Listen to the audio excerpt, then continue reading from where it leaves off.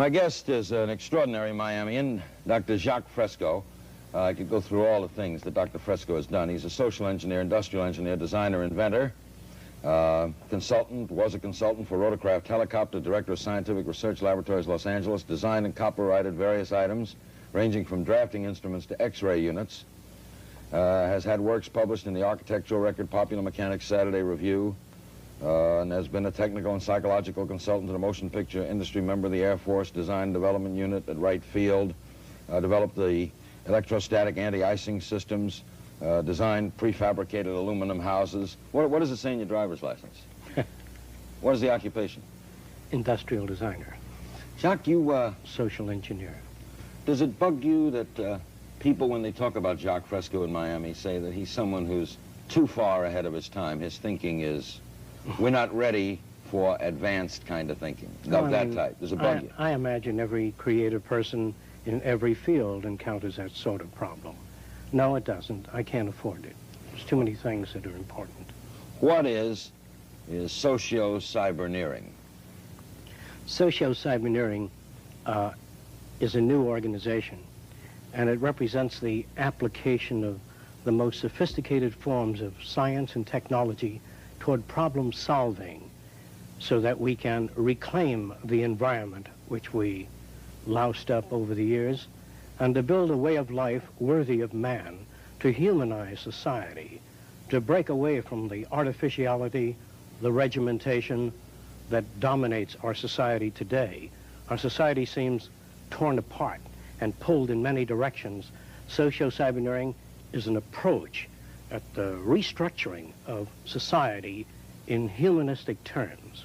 Humanistic terms, yes. The times I've spoken to you, you're very science and technological oriented. You want categories and people, I remember, classified in categories and certain people living here and certain... I never wanted that. No. Let's say that we didn't read each other, or I did not communicate the ideas.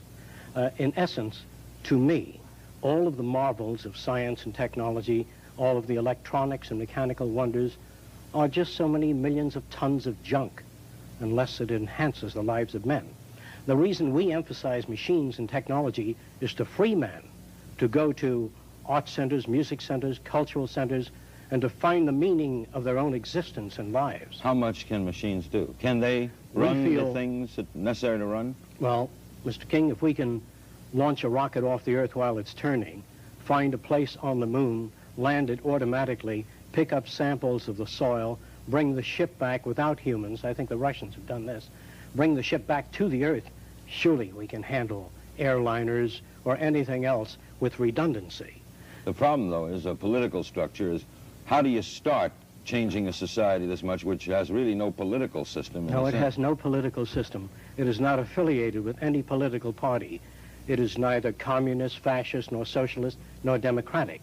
Socio-cyberneering is a sort of a quantum jump, a severe departure in man's way of thinking. How do you make a severe departure with millions of people? With millions of people, well, I think you pretty much understand that most of the development we have in our society today, the technology, the airplane, TV, radio, modern production technology, is really done by very few people. I would say several hundred people comprise the modern technological civilization.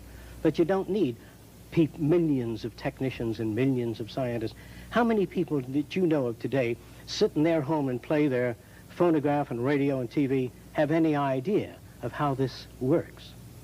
No, it's just happening around them. I don't have any idea. And they're falling behind. What is happening to man is that his technological society, the newer value systems that dominate our times, that are pressing onward, are just leaving behind hundreds of thousands of people that cannot make the transition.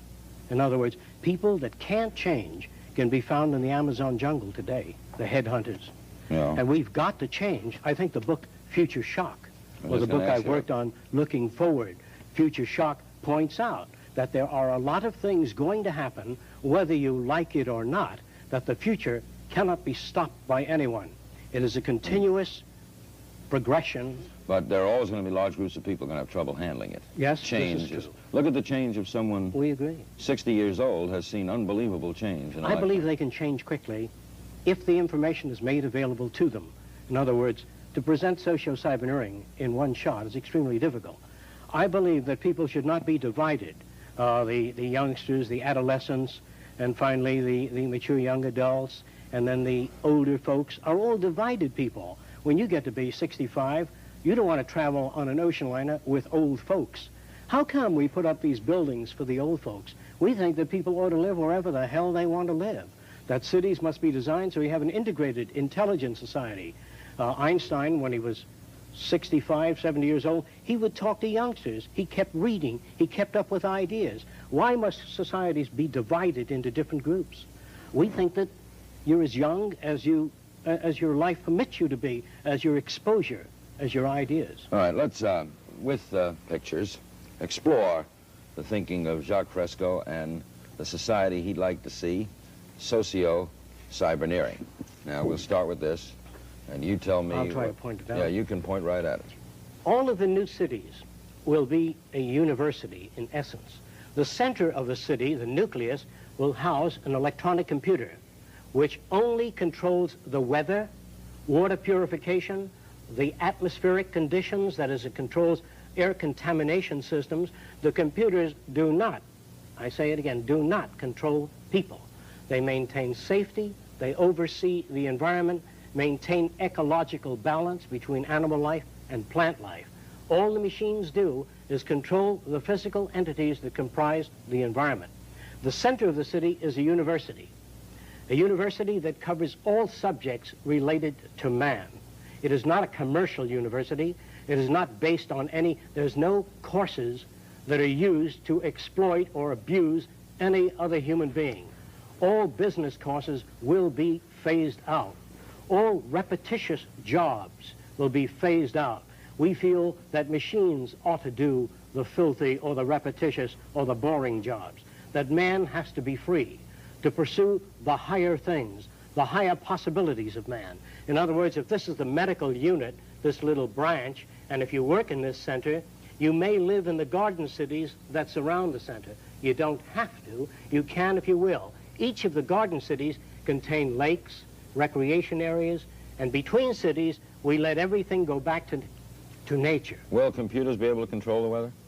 This is a relatively easy project to manage. Easy to control? Yes. You could control the weather? I can go into that with you in a little while. All right. Can I finish that? Well, okay. Sorry, on the outer rim of the city, we have the agricultural belt. All of your garbage is compressed and pumped, recycled out to the agricultural belt. There are no garbage trucks. There are no dump fields. We use everything. All waste is recycled. This is an ecological program. All right. Now, this is what the total city... The total city looks like this. There's circular conveyor belts that take you anywhere in the city in 3 minutes. The city population in this particular city is 15,000. We have larger cities designed up to 2 million. The cities are all immersed in beautiful gardens. There are no trees in a row. It is not a mechanical environment. It is essentially a city immersed in the second Garden of Eden, where there are lakes, recreation areas, art centers, music centers, cultural centers, and surrounding the city, we have the agricultural belt where we grow foods hydroponically. Between cities, we let everything go back to nature. The deer, the coyote, the entire ecological balance is maintained. We grow foods how? Hydroponically. What's that? Soilless agriculture in some instances, and in other instances, we use conventional agriculture, which we'll get onto in the drawings as we go through the subject. All right. What, before we get to the other pictures, what jobs that we now know will not be present in this concept? Like garbage men gone, right? Yes. All repetition. All Mailmen, people working wouldn't in fact, no mailmen, no waitresses, no waiters, no cooks.